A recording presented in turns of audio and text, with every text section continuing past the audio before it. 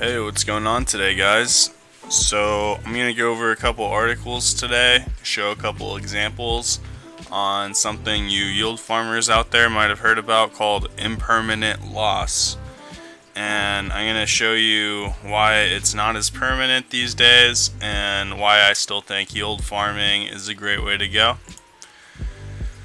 So, first of all, the TLDR on this article by Binance Academy basically says, like, yeah, if you've been around DeFi, you've heard about impermanent loss. It has something to do with providing liquidity. I don't want my 60,000 free SHIB. So it's a fundamental concept that anyone that provides liquidity to automated market makers should understand.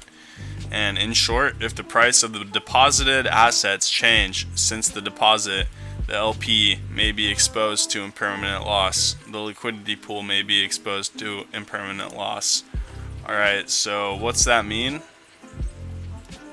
It means if you add 1 ETH and 100 DAI in a liquidity pool, Alice deposits 1 ETH and 100 DAI in a liquidity pool in a automated market maker, the deposited token pair needs to be of equivalent value. So 1 ETH is 100 DAI, which means $100, which is never going to happen, guys. But just for this example, we got to stick with it at the time of the deposit. So if 1 ETH is worth $100, $100 plus the 1 ETH she put in equals $200. So that's the dollar amount of how much she deposited. So there's a total of 10 ETH and 1,000 DAI in the pool, funded by other LPers like Alice. So Alice would have a 10% share of the pool, and the total liquidity would be 10,000. So if the price of Ethereum increases to 400 DAI, arbitrage traders will add DAI to the pool and remove ETH from it until the ratio reflects the current price. So they'll come in and they'll trade the difference in price until they can get out a lot of like the price difference. So they'll make their little tiny gains, and then the automated market makers don't have order books.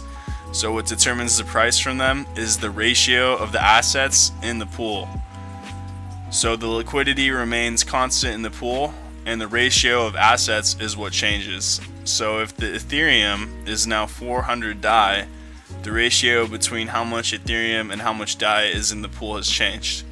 So there's now 5 Ethereum and 2,000 DAI in the pool, thanks to the work of the arbitrage traders. So Alice wants to decide she wants to withdraw her funds. As we know from earlier, she's entitled to 10% share of the pool. As a result, she can withdraw 0.5 ETH and 200 DAI, totaling 400 USD. So she did make a nice $200 profit here because her initial was $200. But if she had simply held her Ethereum and 100 DAI, she would have $500, right? So this is like a good example of impermanent loss because like the Ethereum went up, so she still made money. A lot of times people get wrecked from impermanent loss, like if Ethereum were to like dump a bunch. This one's a little weird because it's like you're not always gonna have a pair that has a stable coin in it. That's kind of easy to conceptualize. That's why I'm using it for an example, because the dollar is, $1. We're comfortable with that. It's not like a floating price really. DAI is a stable coin.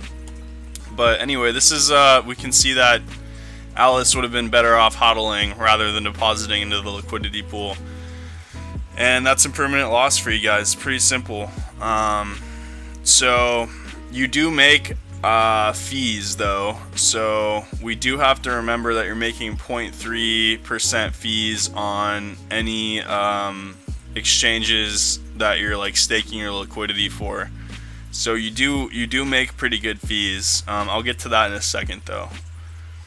And this is like a little chart that shows like if there's a 1.25x, it's like a 0.6% loss, 1.5x 2% loss, all the way up to a 5x, which could be a 25.5% loss. So this is just like a lot of people that get nuked from impermanent loss, they like put a good token like Ethereum with like a questionable token, just like that they randomly found, because like the yield farming rewards are so high, so they'll end up just getting like nuked into the ground, because like if the one token goes down, it like drags the other token down with it, and you probably won't make enough rewards to justify that. But yeah, here they say impermanent loss happens no matter which direction the price changes.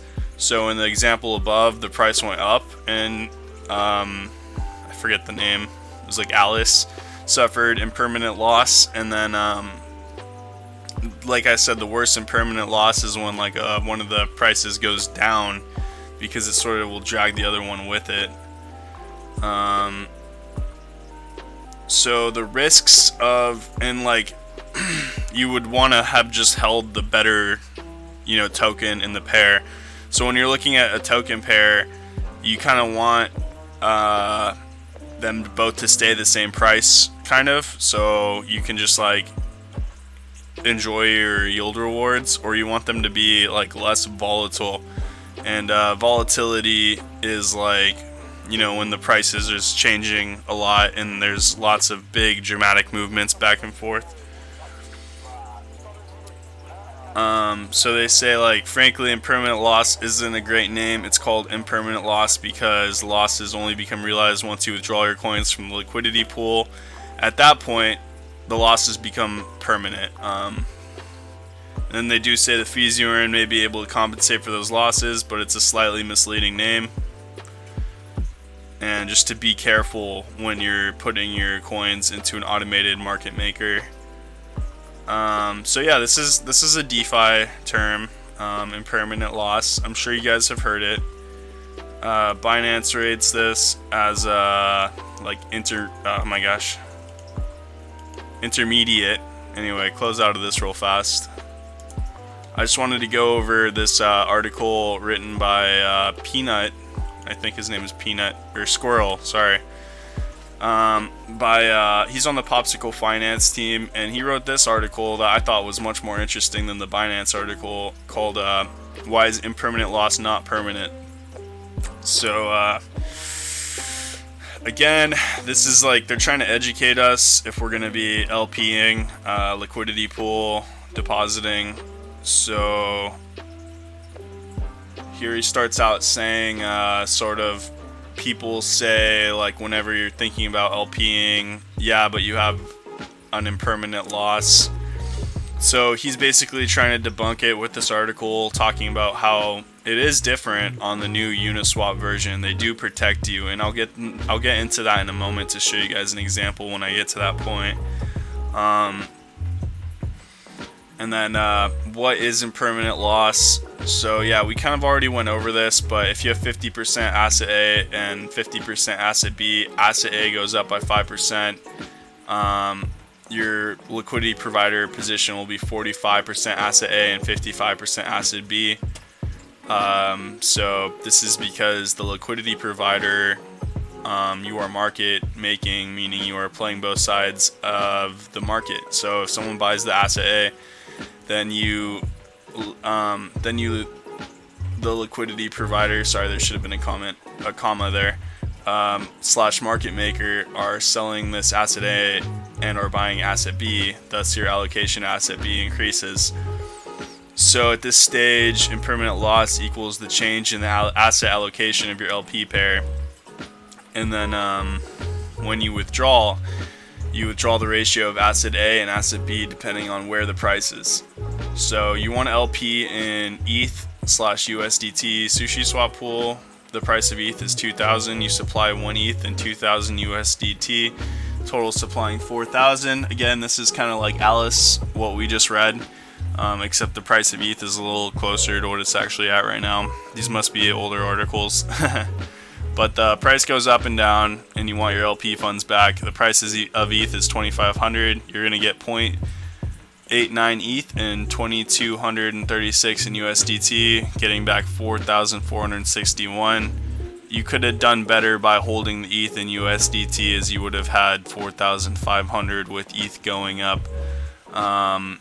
that $500, guys. So this is impermanent loss. Here it was like $39, 0.11 ETH. And this is without the fees you would have earned. And then here is the interesting part of this article. So why is it not permanent? Why is the impermanent loss not permanent?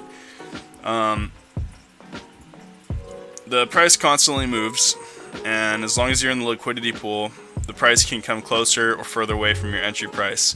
So it only becomes permanent if you're pulling out of the liquidity pool, folks. And this is considering, like, this is if you guys have like two decent projects. Like stablecoin and Ethereum is a good example. Like obviously if you have like Ethereum and like rug pull token, like rug pull tokens got nuked and it's never going to go back up, so you might as well just realize you're lost there. But this is considering it if you have like a relatively blue chip token with maybe a stable coin or another blue chip. I hope I don't trigger anyone by calling crypto blue chip. They're gonna be like, blue chip isn't crypto yet. Yeah, it is. So unless you're LPing on V3, but we'll get to that. Strategy wise, it is a long-term game to be putting in liquidity, because you're getting 0.3% fees in exchanges, and it's really substantial if you look at it from a 6 to 12 month perspective. So how is LPing on Uniswap V3 different? They have a whole article for this, but in short, the LPing on Uniswap V3 is substantially different, as you're choosing the price range you want to LP at, and that you are choosing the asset allocation ratio you want to start LPing at. So let me show you what this let me show you guys what this looks like real quick. Just gonna go to uniswap.org and launch the app. So here, if you go into the pool, go to new position, I can show you guys with Ethereum and DAI. They let you actually choose where you want to have a price range where you'll provide liquidity. So you can say, like, this is like pegged to DAI, so it's really easy to see. So you can say, like, if ETH is like 2,000, right, because DAI per ETH, if ETH is 2,000 to 8,000, I want to provide liquidity for it. But if ETH were to some reason drop down to 1,000 or moon past 10,000, I want to stop. So this is just like a simple little thing, and then you can also, like, you can narrow it a little bit. So you just want to, okay, there we go. You just want to do like this little area right here, maybe 3,100 to roughly like 6,000. So you can mess with the ranges in the new Uniswap V3.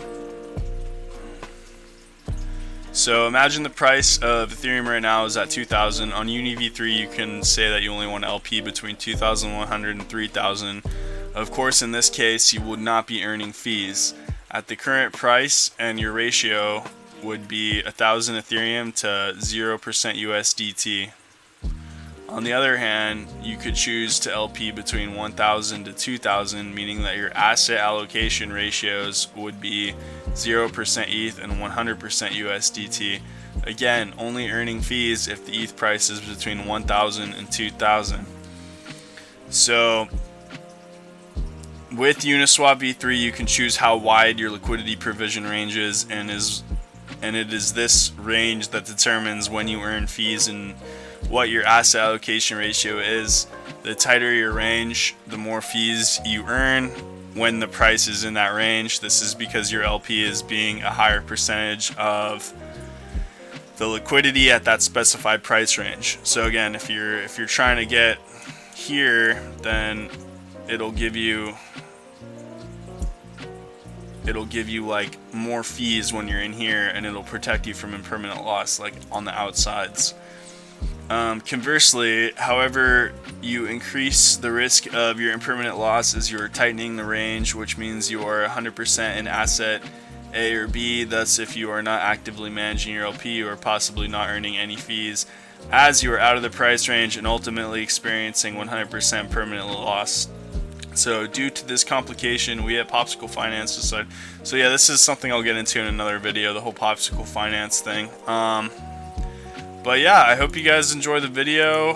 Hopefully this helps you understand the concept of impermanent loss a little bit more. so you guys can protect yourself. And you know, have a great day, guys. Let me know if you have any other questions here. Peace out.